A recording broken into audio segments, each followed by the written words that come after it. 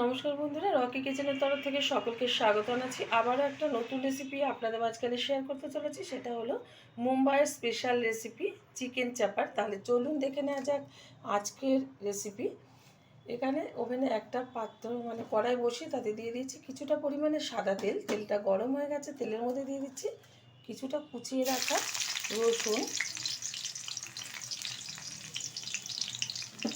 রসুনটা একটু নাড়াচাড়া করে নেব তেলের সাথে। এটা কিন্তু মুম্বাইয়ের একটা চাইনিজ রেসিপি। এই কম্বোটা বানাতে গেলে যা যা প্রয়োজন সেটা আজকে আপনাদের মাঝখানে শেয়ার করব। আশা করি আপনাদের ভীষণ ভালো লাগবে। আর মুম্বাইয়ের মানুষ কিন্তু এটা প্রায় করে থাকে যার যার ঘরে, যারা জানে। তো এখন দিয়ে দেবো কুচিয়ে রাখা আদা।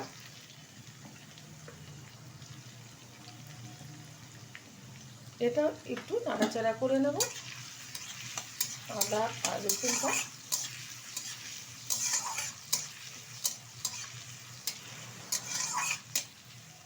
এখন দিয়ে দেবো কুচিয়ে রাখা পেঁয়াজ।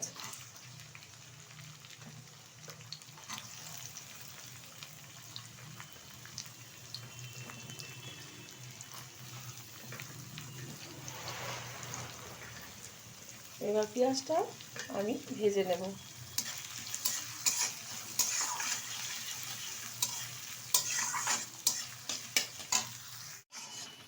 পেঁয়াজ আদা রসুনটা তেলের সাথে ভালোভাবে আমি ভেজে নিয়েছি। এখন এর মধ্যে দিয়ে দেব কেটে রাখা গাজর, দিয়ে দিচ্ছি কেটে রাখা বিনস, ঝালের জন্য দিয়ে দিচ্ছি কুচিয়ে রাখা কাঁচা লঙ্কা। ভালোভাবে একটু নেড়ে চেড়ে নেব বেশ কিছুক্ষণ, ভেজিটেবলটা যতক্ষণ কুক না হচ্ছে। ভেজিটেবলটা কিন্তু ভালোভাবে কুক হয়ে গেছে। এখন দিয়ে দেবো এর মধ্যে কুচিয়ে রাখা পেঁয়াজের সাদা অংশটা। এটা দিয়ে একটু নাড়াচাড়া করে নেব। আর এখানে দিয়ে দিচ্ছি পরিমাণ মতো লবণ। খুব অল্প পরিমাণেই দিলাম যাতে ভেজিটেবলটা ভালোভাবে নুনটা ঢুকে যায় ভেজিটেবলের মধ্যে। আর খুব অল্প পরিমাণে ব্যবহার করলাম। ভালোভাবে কিন্তু আমি ভেজিটেবলটা কুক করে নিয়েছি। এখন এর মধ্যে দিয়ে দেবো বাসমতি রাইস। আমি আগে থেকে কিন্তু এটা রাইসটা রান্না করে নিয়েছি, ঢেলে দিচ্ছে। দিয়ে দেবো আবারও অল্প পরিমাণে একটু লবণ, কারণ লবণটা কিন্তু বুঝে ব্যবহার করতে হবে। এখানে সোয়া সস যেহেতু ব্যবহার করব আর তাতে কিন্তু নুনের ভাগটা বেশি থাকে। দিয়ে দিচ্ছি গোলমরিচের গুঁড়ো, দিয়ে দেবো একটু ভিনিগার, একটু টক টক ভাব আসবে। দিয়ে দিচ্ছি সোয়া সস, 1.5 চামচ মতো সোয়া সস ব্যবহার করলাম। দিয়ে দেবো সামান্য পরিমাণে চিনি, দিয়ে দেবো কুচিয়ে রাখা পেঁয়াজ বাটা। এবার ভালোভাবে মিশিয়ে নেব সবগুলো উপকরণ একসাথে। আমার এই রেসিপি যদি আপনাদের ভালো লেগে থাকে আপনারা অবশ্যই আমার চ্যানেলটিকে সাবস্ক্রাইব করবেন, লাইক করবেন, শেয়ার করবেন। আর ঠিক আজকে যেরকমভাবে চাইনিজ কম্বোটা বানাচ্ছি মুম্বাইয়ে, আপনারা অবশ্যই ট্রাই করবেন। আশা করি আপনাদের ভীষণ ভালো লাগবে যারা জানেন না। ভালোভাবে নাড়িয়ে চাড়িয়ে নিচ্ছি। এটা কিন্তু হতে সময় লাগে প্রায় 7 থেকে 8 মিনিট মতো, কারণ রাইসটা যদি আগে থেকে করে নেওয়া হয় তাহলে 7 থেকে 8 মিনিটের মধ্যে কিন্তু এটা তৈরি হয়ে যায়। তো ভালোভাবে কিন্তু আমি এটা করে নিয়েছি। এবার আমি ঢেলে দিচ্ছি একটা পাত্রে। কম্বোটা সার্ভ করার জন্য আমি একটা ডিম পোচ বানিয়ে নিচ্ছি। তার জন্য একটা কড়াই বসিয়ে দিয়ে দিয়েছি খুব অল্প পরিমাণে একটু সাদা তেল দিয়ে দিচ্ছি, একটু লবণ দিয়ে দেব, একটু গোলমরিচের গুঁড়ো,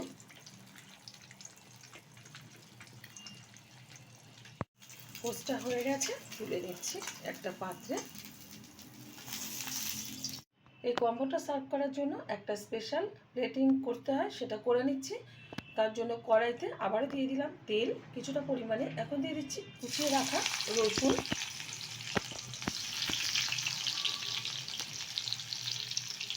রসুনটা একটু নেড়ে চেড়ে নিচ্ছি 1 থেকে 1.5 মিনিট মতো।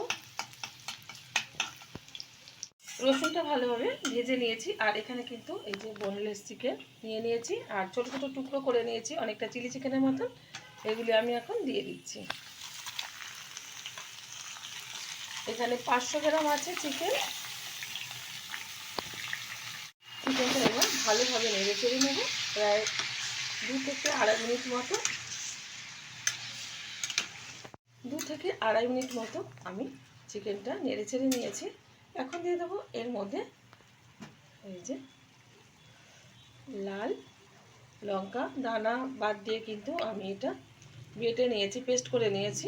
এতে কিন্তু ঝাল হবে না, রং হবে। দিয়ে দিচ্ছি টমেটো কেচাপ। ভালোভাবে এবার একটু নেড়ে চেড়ে নেব চিকেনের সাথে। এখানে যে লাল লঙ্কাটা আমি ব্যবহার করেছি, এতে কিন্তু কোনো ঝাল হবে না, শুধু কালারের জন্য ব্যবহার করেছি। এতে কোনো দানা নেই, শুধু কালারের জন্য এটা ব্যবহার করলাম। তো দিয়ে দিচ্ছি এখানে পরিমাণ মতো লবণ। লবণটা বুঝে ব্যবহার করতে হবে। এর মধ্যে যেহেতু আমি সোয়া সস ব্যবহার করব, তো নেড়ে নিচ্ছি আবারও। এখন দিয়ে দেবো এর মধ্যে একটু ভিনিগার। আবারও একটু বেশ কিছুক্ষণ নেড়ে চেড়ে নেব।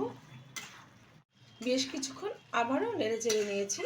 এই চাইনিজ চিকেনটা কিন্তু আপনারা বাড়িতে একবার অবশ্যই ট্রাই করতে পারেন। আশা করি যে কোনো কিছুর সাথে ভীষণ ভালো লাগবে।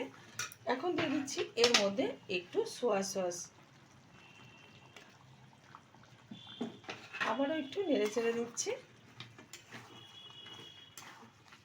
সুন্দরভাবে কিন্তু আমি এটা কষিয়ে নিয়েছি। এখন এর মধ্যে দিয়ে দেবো একটা ডিম ভেঙে, ডাইরেক্ট দিয়ে দিলাম।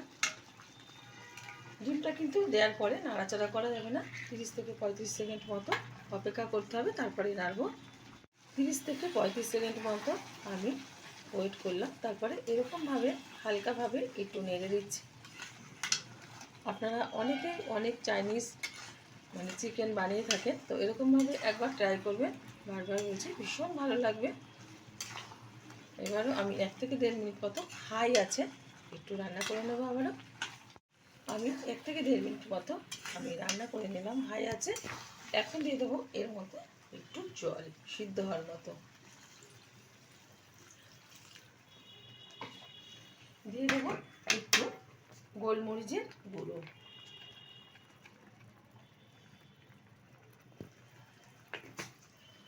ভালোভাবে একটু নেড়ে দিচ্ছি।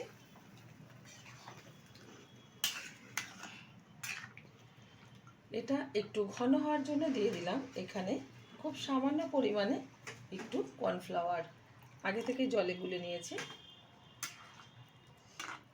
চিকেনটা কিন্তু সুন্দরভাবে হয়ে গেছে। নামানোর আগে এটা আমি পেঁয়াজ পাতা দিয়ে গার্নিশ করছি। আবার একটু নাড়িয়ে দিচ্ছি। হয়ে গেছে, নামিয়ে নিচ্ছি। আর কম্বোটা এখন আমি রেডি করব। এখানে কিন্তু থালাতে রাইসটা সাজিয়ে নিয়েছি আর মাঝখানে একটু জায়গা করে নিয়েছি। এখন আমি এটা চিকেনটা এর মধ্যে দিয়ে দিচ্ছি দেখার সৌন্দর্যের জন্য। আপনারা এটা কিন্তু বাটিতেও নিয়ে নিতে পারেন। তো এখন সুন্দরভাবে দিয়ে দিচ্ছি এটা। আশা করি আপনার রেসিপিটা আপনাদের ভালো লেগেছে।